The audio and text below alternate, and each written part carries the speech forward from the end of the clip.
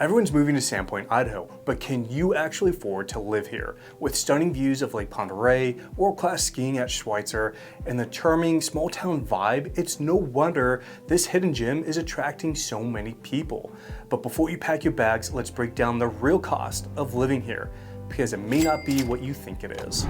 I'm Ben Geanetta, a real estate agent in Sandpoint, and I'm here helping people just like you navigate the ins and the outs of buying, selling, and relocating to North Idaho. And if you're considering a move, I got the only relocation guide that you will ever need. Just text relocation to 208-400-6162 and I'll send a copy straight to your phone. First, let's talk about housing in Sandpoint, because this is the elephant in the room. It's the biggest factor of cost of living. And as of November of 2024, the average price of a home in Sandpoint, $759,000, while rent averaged right around $2,200 a month. Whether you're looking at renting or buying, the overall affordability factor is definitely on the higher side. So what does $760,000 get you? Well, we're not going to look specifically at that number. We're going to look at a range. And let's start with new builds. For a new build in Sandpoint, like in town limits, you can expect to see $550,000 to $760,000. And yes, I realize that is a huge gap difference. But if you get a house that is larger, nicer finishes, a better location, you're going to be more in that upper 6, low 7, maybe upper 7 range. But if you're going for a little bit more basic, smaller, nice finishes, but not necessarily really nice finishes, you're going to be more in that 550 range. And here's a couple houses that I sold recently. I was the buying agent. I did not represent the seller in these houses. Again, newer builds. The first one right here was in the upper $700,000 range. Nice finishes, great neighborhood. And then here's another one that was in the upper 600s. Again, good size home, location, actually fantastic location, but just because of some other factors, it was a little bit less in money. Now, what about resale homes in city limits? You're gonna be more in that maybe $500,000 to $600,000 range. And here's some other houses that we're gonna flip through of examples of homes that you can expect in that $500,000 to $600,000 range. They're typically going to be 1,800 square feet to 2,300 square feet, and they're going to be solid homes, good bones. Overall condition is good. Basically turnkey. You're going to walk in, you're going to change the paint color, maybe make a few changes for your likes, but for the most part, you don't have to do anything to these houses. Now, if you look at houses below $500,000, they're going to be smaller. They're going to need to have some updates and some attention brought to them. And that's just the nature of the beast in Sandpoint. So when you're looking at resale, $500,000 is not going to get you a turnkey house. So you don't want to live in town, you want to be out of town. What does that look like? Well, let's go from 600 to 700,000, and you're going to have 1 to 2, maybe 5 acres with a house on it. And in that price range, 6 to 700,000 with a few acres, 5, 6 acres, maybe a little bit less, the house is going to need some work. It's not going to be turnkey. It's not just going to be changing paint colors. You're going to have to do some work to it, some elbow grease. Now, if that's not what you want, you need to be more in that 850 range. Again, you're going to be a house with some land on it. It's going to be more turnkey. You're just going to come in, change the paint colors, and change a few things to your liking. So why the overall price range that we're talking about? Because it's big, it's significant. It's not, oh, let's go from 5 to 525. We're talking a few $100,000 difference. That has to do with waterfront, mountain views, proximity to special lands such as BLM land, timberland, national forest, state land. Like if you border that, that's a huge asset. If you have a creek or a pond on your property, that's an asset. A view, asset. A shop. If you're from California, Arizona, Nevada, you probably have a pool, and that's going to bring a lot of equity to your property. We don't have pools up here. I can think of like 3 houses in North Idaho that have pools, but our pools are shops. If you have a shop, and a nice shop, that's going to really add the value. So there's a lot of factors that go into these prices, but as far as the size of the land, the views, the style, condition, the finishes of the house are all the same, but you just have a shop, that could be $100,000, $150,000 more depending on how that shop is outfitted.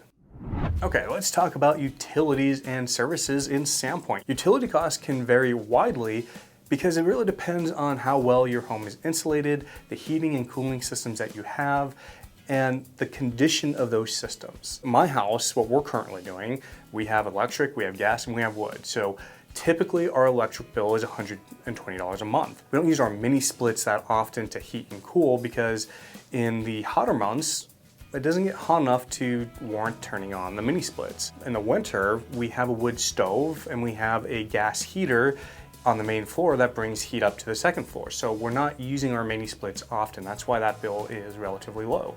Our gas bill, about $70 a month, and again, that covers all 12 months. The summertime, we don't really use a whole lot of gas. In the winter months, we heat the garage, and we keep it about 60 degrees, and our gas bill does increase quite a bit. Now in the winter, we do use wood. We have a wood stove, and I buy about 5 cords a year, and that's about $1,200 for the winter.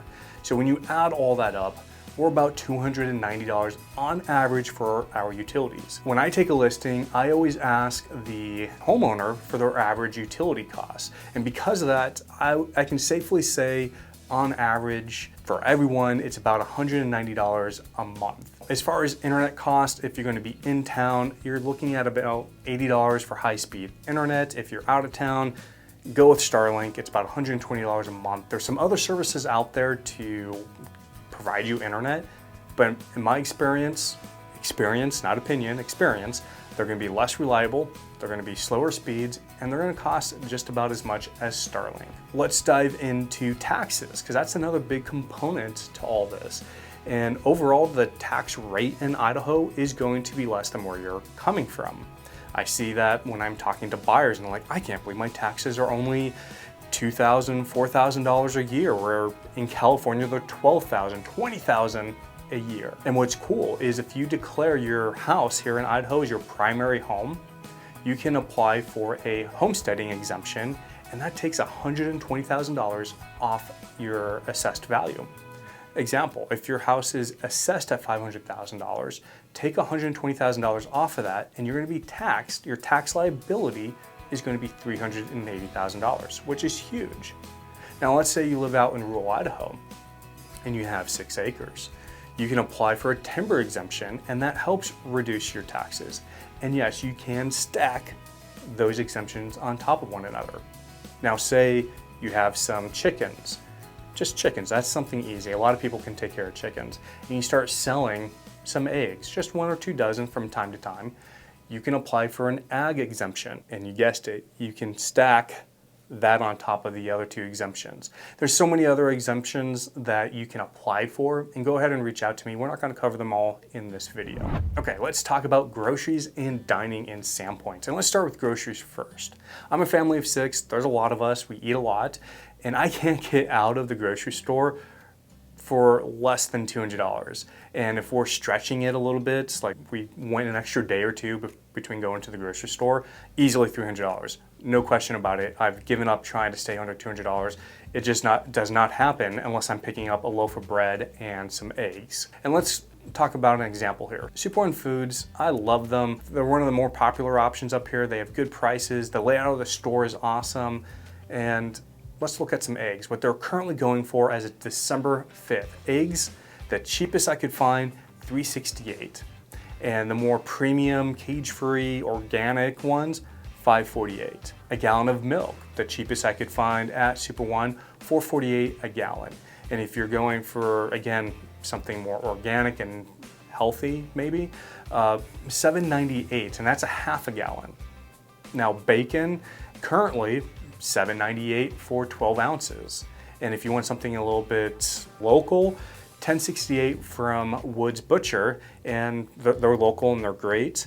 And that's another reason why I like Super Ones, is they do carry a lot of local product as well. If these prices are higher than what you were expecting, we have a ton of local farms that are going to sell you milk and produce and meat, and that really does help bring down the cost.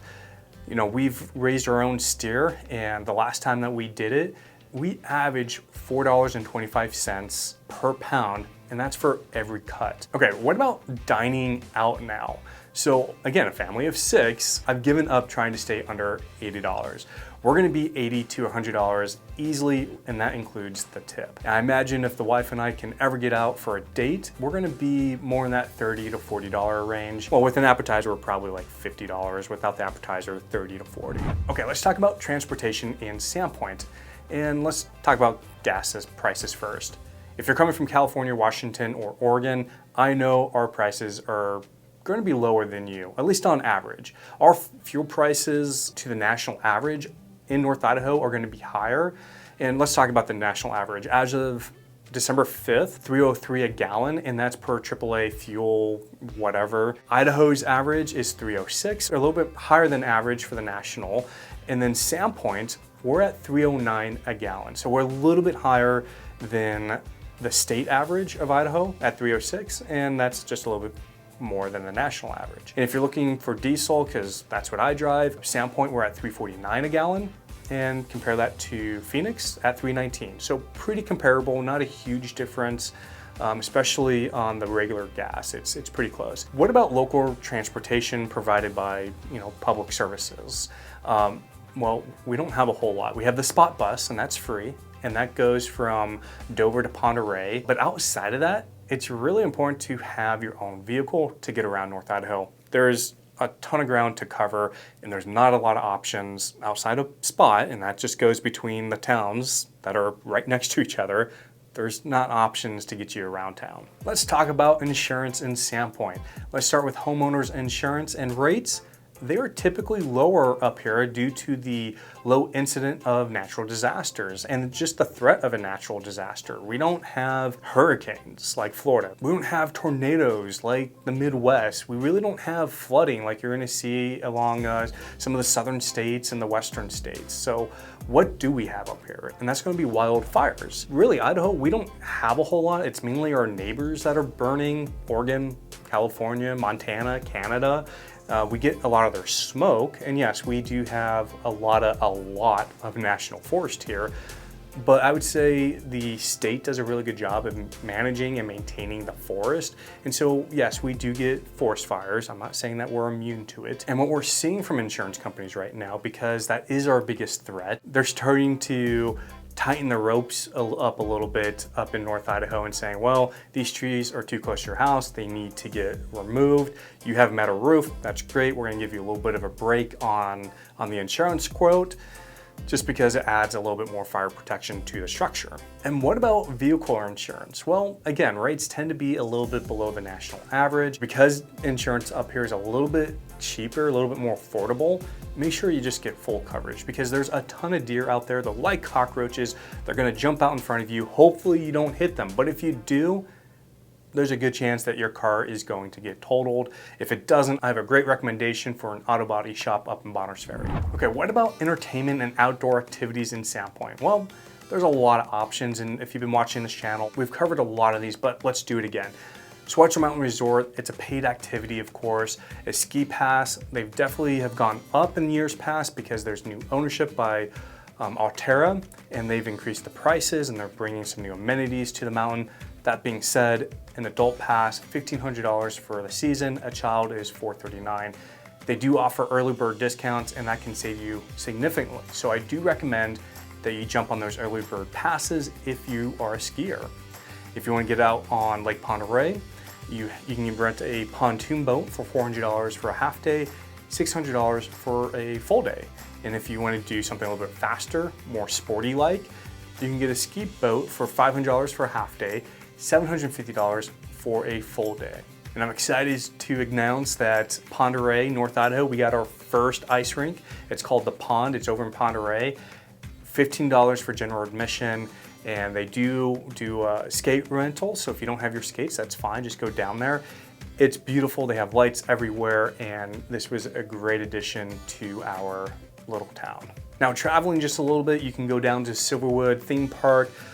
A day pass, I believe it's $44 now. For kids, it's $23. They have a ton of different packages, whether you get a season pass, if you get a multi-day pass, those prices obviously change. But overall, it's pretty affordable to get into the park and get access to all the rides. You can easily spend the all day at Silverwood.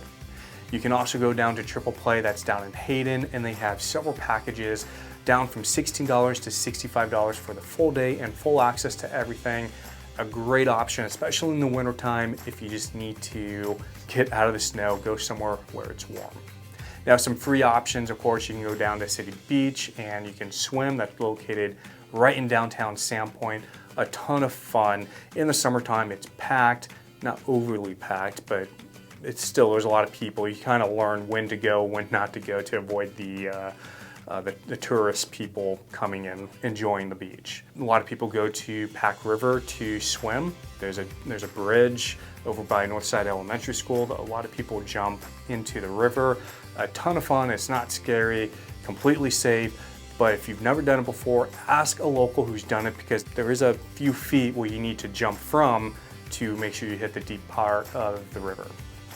Now, on top of all that, you have hiking, you have McKinnon Trail, you have the Ponderay Bay Trail, and those are located just, well, in town and just outside of town.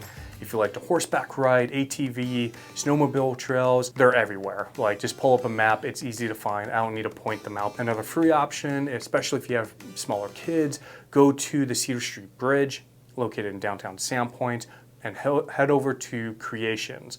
It's free, it's a whole art station where you can create anything that you can imagine, and they even have a small little play gym for the kids to enjoy. Well, there you have it, the true cost of living in Sandpoint, Idaho. While insurance and utilities, entertainment might be pretty cost effective or comparable to other parts of the country, housing costs and the limited job opportunities can really dampen your chances of wanting to relocate here. It makes it a challenge. Now, if you're curious about what life in Sandpoint is really like, check out my video, The 12 Seasons of North Idaho, where I break down our unique weather and what you can expect with our weather.